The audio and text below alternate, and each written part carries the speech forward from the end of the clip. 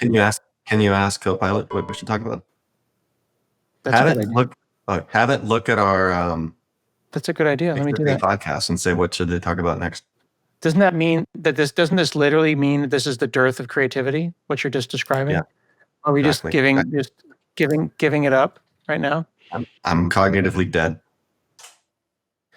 So I was talking to my buddy Mark, and he says that he's cognitively dead, period. Take a look at this playlist and all of our shows and our podcasts, specifically the topics as listed in the titles and the descriptions, and suggest 5 new shows that we could talk about, period. We do well as an AI show, but we're thinking that we might not want to get pigeonholed, period. What are some other things we can chat about on the Scott and Mark Learn To podcast, question mark? I don't think this is the old transcriptionist style dictation you need to do, period. That's how I do it, period. It works extremely well, exclamation point. You need to, period. I don't like inferred commas. I think, why not, question mark.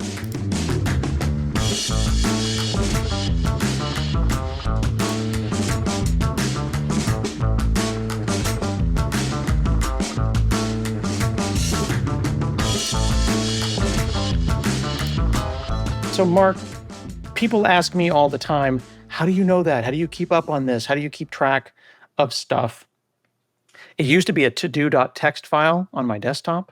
It used to be sticky notes. Well, it was instant. Is that to keep track of what you're doing or to remember things? Like remember long-term memory. Really? Give me an example. Okay, so there's all these little moments where in executive function, and not executive being in charge of something, but being an adult human, pay a bill, take your pills, pick up the milk at the store, don't forget to call so-and-so, remind me that Amanda told me to write a paper, Mark said to work on this thing over the weekend because he's a stern taskmaster, like all the different things that one has to do in order to get stuff done. But there's to-do lists, there's the article I read on Hacker News, there's links, there's some people have really big obsidians or really big notions or really big loops. Do you have a second brain? Do you have a place where all things go a single location? I generally do this. Piece of paper. Yeah. But this is just to do. This is just here are by the way, I mean, many studies show that offloading to a list like this, either on computer or paper, is a huge savings in tax on your brain. And you refer to it after the fact. Because some people say it's the act of offloading, but no one ever looks at their notes. Or because I check it off and there's a sense of completion. I've accomplished this, I'm being productive, which you might not recognize as if you're not checking it off, if you're actually just doing it and then going, okay, next thing. Right. But being able to check it off, there's this, sense of accomplishment. Do you have just that one spiral notebook? Or do you have dozens of different mediums? No, it's just this. And I mean, you can see that's okay. So that's the kind of classic David Allen getting things done, have one source of truth for all things and keep it open all the time and available all the time. But it's informal too. It's not like this is, I'm not completely rigorous about it. It's just when I feel okay, I've got 6 things now I need to keep track of them while I'm doing them. Let me write them down and then let me pick off the easy one and then go to the harder one. And then, and just having them listed without the checks next to them makes me want to go do them because I'm normally a procrastinator. That's a surprising thing to hear about you. Yeah. I don't get procrastinator vibes off of you. I am an incredible procrastinator, but I found it served me well because I've studied this for a long time. Why am I waiting to the last minute for this? Now because eventually it'll go away and you don't have to do it. Yeah. No, actually, for the things that won't go away, I still wait till the last minute or close to the last minute. But you know why I do? Actually, I find that subconsciously I'm working on it, even if I'm not doing it. A background agent, perhaps? It is like a background activity. And so when I go to sit down, it's not like I'm starting fresh, having not thought about it at all. That is a really great point because there is true procrastination, which is avoidance. And then there's just, I'm chewing on it. It's developing. It feels like avoidance to me. Well, I mean, it is. The Altair thing that we've been talking about, like, I think there was a sense that I may be procrastinating, but it was always there, and I was always kind of coming up with it. Yeah. And then I did the talk in Portugal, and it went great. And some people were like, "Man, he just like flew the plane right into the mountain at the last minute, went pull up, pull up." But I felt like I was ruminating, I was luxuriating in the idea, and then I was ready for it. And then the pressure that it was coming next week. Yeah. Well, that's the other thing too, is you build up you're thinking also, how much effort is this going to take? Is this like 20 minutes? Is it 2 hours? Because that way you're preparing for the, okay, so this thing is really going to take me 3 hours of my time. Let me just build up the stamina and okay, here I go. Rather than I start it and I'm like, well, this is taking me way longer than I thought. And I need to step back and think about if I'm doing the right thing. So that's part of the reason that I think I procrastinate. And like I said, there's some stress to it too. But then I'm like, I know this will work out. I've done this my whole life. Okay, so this is a great point. So we're of a certain age where this is not new information about ourselves, right? Yeah. We're like, people know that panic is part of my process. Yeah. You've been backstage with me while I panic. And now it's just like, it's not pretty. It's not pretty. Let him panic. Film it. Let this man freak out because, it's going to be fun. I let you have your episode. I step away. Stay out of your arm's reach. And it's like, it's a low-key panic. It's a lowercase p panic. Because not a panic attack.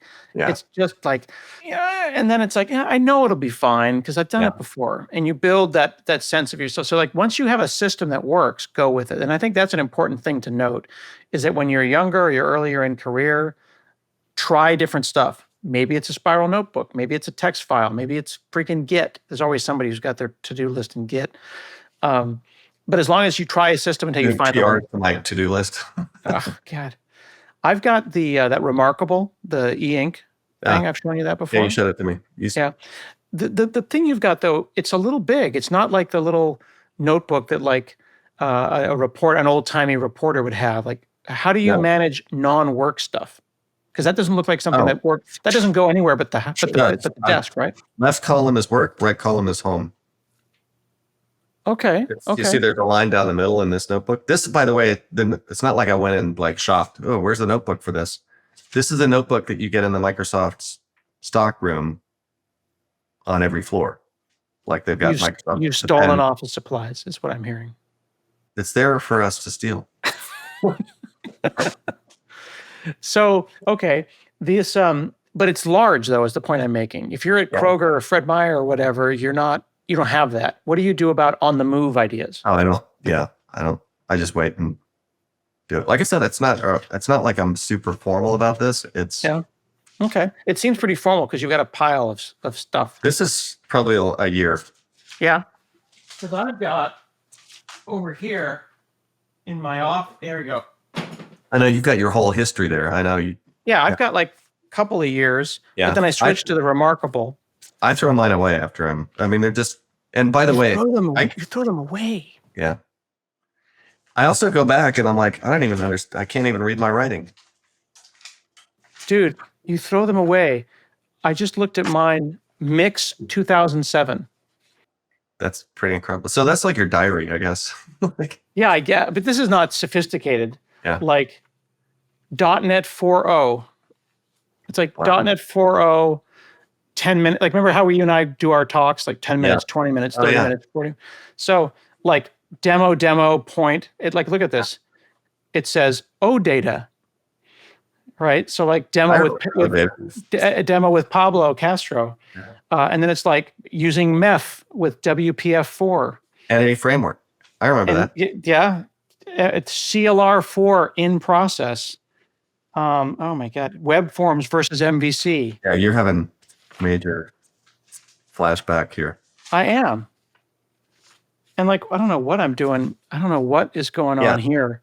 But I don't know what that is. What were you going to say? When do I what?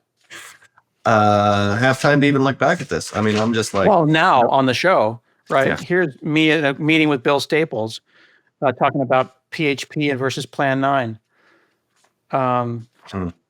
Just page after page after page of stuff like this. So you throw yours away. The other thing that I do, by the way, for sometimes for collecting links, although it's just hard to keep them organized, like funny links, I'll throw them into OneNote. Like I'll have AI hallucinations, like where I just toss the hallucinations that I encounter using AI, and I So just the toss ones that we have in our Teams chat, are those being double pasted into both the Teams chat and a lot OneNote? of them are, yeah. The ones Yeah. that so there's AI hallucinations, so it's usually chatbots, but there's the coding ones. I've actually got a folder in OneNote with the project, and then I've got the AI craziness screenshots for that project, which is now, multiple dozen examples and growing. So I do that. But then I've also got like, what's going on with safety and transformers or jailbreaks. I'll throw in to a OneNote page links to papers. I keep trying to wish that I was organized enough to have like an Obsidian database or a OneNote. Like I see people with like these exquisitely organized, hierarchical tree view type knowledge bases. Like, the way that people, I don't know if you know about this, but the way that people do their PhDs now in like 2025 are very much throw everything into a hierarchical tree based thing. It'll generate the citations and everything. Like knowledge based systems are a common thing now. But for me, this is a 10-year-old blog. When I get stressed out, I synchronize to paper. I've been doing this for 20 years, but I still feel like maybe I should do better and that I deserve a central synchronized super OneNote. And I keep coming down to paper. With any of these things, there's effort, and the return on that investment of the effort. Yeah. You think you would get it? Because I have not gone to anything organized, and I'm not rigorous about it just because that requires effort. You got to be consistent about it. Yep. And then what's the value you're getting? Like, are you getting the return on that time you're spending? Well, the thing is that the argument that people always make is that it's not searchable. And I would argue it hasn't needed to be searchable. So Wait, why not bother? searchable? What do you mean? I'm saying that you can't search. You can peruse, you can browse, you can explore your notebook, but you can't search it. Oh, you mean the paper one? Yeah. Well, I don't need to because this is so ephemeral. Okay. Because I'm not putting in the links in there. That's So the links live in OneNote, and your to-dos live in paper. And you never need to search for your. No. You never search your notes. No. Okay. So you one thing that I do is if I haven't finished something that's in the to-do list, I'll just do it. Make a horizontal line to represent the current to-do list, and I'll just copy the thing that I haven't finished to the new one. Okay. The tool that I've been using with the remarkable e-ink thing, it synchronizes all of your stuff. So like where I'm speaking, Taekwondo Hyung's, my TED Talk, a file you sent me about billionaires writing high-performance.net code, like all this stuff. I think I was doing, I don't know what I was doing here, some statistical thing, like random math calculations, What were you doing that for? Probably helping my son with the SATs. Like this was like 2 weeks ago, But you don't remember. I don't. But this is there you go. And I don't remember because I don't think I've realized how much I have offloaded stuff. Yeah. I think the reason that I sleep like a baby is that once it's written down, I can sleep again. You know what I mean? Yeah. That's so important. That goes to why it's such a cognitive load off when you just write down your to-do list. Yeah. Yeah. And I have noticed with my kids that they are not yet using calendars. And I would say if there's one thing that takes the cognitive load off for me, that what I call the psychic weight, it's not the piece of paper, it's not the to-do list, it's not the remarkable, it's the freaking calendar. Like I've had tiny lowercase a arguments with my wife about like, what are we doing this day or whatever. She's like, it's on the calendar, but she forgot to invite me. Yeah. And it's like, well, that didn't exist. That's not a thing. Yeah. I think every partner has that. We're not going anywhere because I don't know. I've never heard of that thing. Well, I mentioned it to you, but it's not on the calendar. So, so many arguments can be solved yeah. by simply having a shared calendar with your spouse. So Yeah. true. Oh my goodness. Trying to get the boys to do that has been really challenging. Only now the 20-year-old in college has started to use the calendar as an authoritative thing. But it's I think that's a thing that happens when you're 30. You can't keep it all in your head anymore, or when it becomes too taxing. I can keep a few things and cruise around. I can't keep anything in my head anymore. Well, yeah. Another thing that I really like that I don't think gets used enough, I think I've told you about this, was geofenced reminders. Have you ever used these on the iPhone? No. Oh, dude. So you say, remind me the next time I'm at Fred Meyer to buy milk. And then you throw it out there. You tell Siri and you throw it out there. And then the next time you enter the geofence, it'll pop up. Whoa. I didn't know that. Dude, it's so good. You can go, remind me the next time I'm at work to call my boss. And then it says, oh, you don't have a work listed on your contact card. So then you go and you put in your contact card, you put in work. And then the next time you say, remind me the next time I'm at Fred Meyer's to buy milk. And then it pops up a thing. And now it says, when arriving, Fred Meyer. Yeah. Buy milk. There it is. Buy milk. Arriving, Fred Meyer.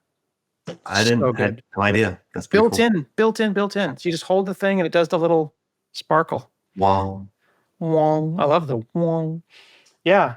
Those little bits of metadata I find really, really delightful. And I feel like people don't utilize that stuff enough. I go nuts with it. I love it.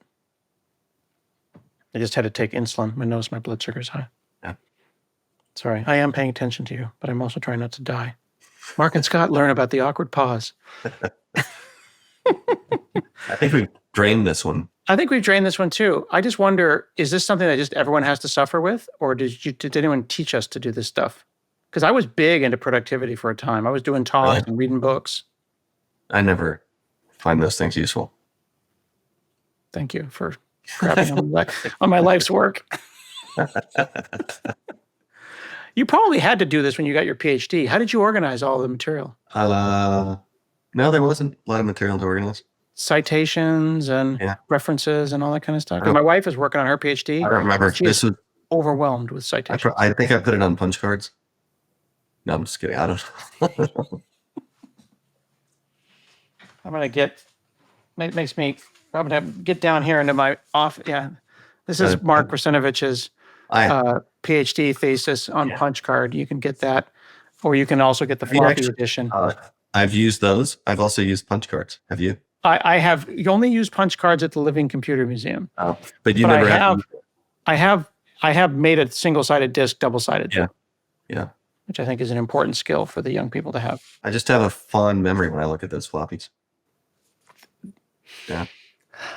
Having my little case of floppies you'd flip through.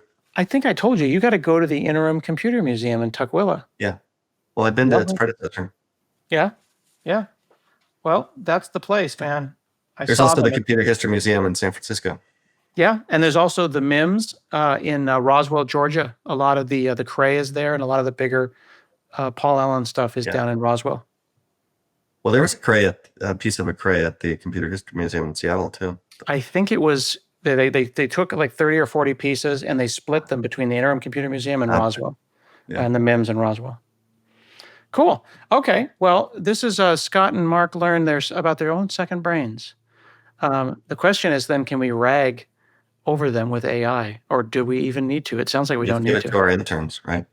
Give it to our interns so that they can hallucinate and tell us that we're absolutely right. What's my next thing on the to-do list?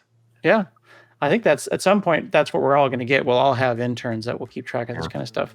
But it is funny that I have to tell Siri and the paper, and no, there is no true second brain right now. There's just a hierarchy of brains. Cool. Well, that's probably an episode. Not our finest hour, but I will take a note to do better next time. Yeah. All right. Like and subscribe, our friends, and let us know in the comments what you use for your own second. Let us know what you think of this kind of rambling version of our podcast. Yeah. And give us suggestions on topics, right? Like we've had some shows that were very much directly out of the comments, right? This show existed because that person said that would be a good idea for a show. Yeah. And then other times it's just like this, which is of questionable value. Cool. There you go.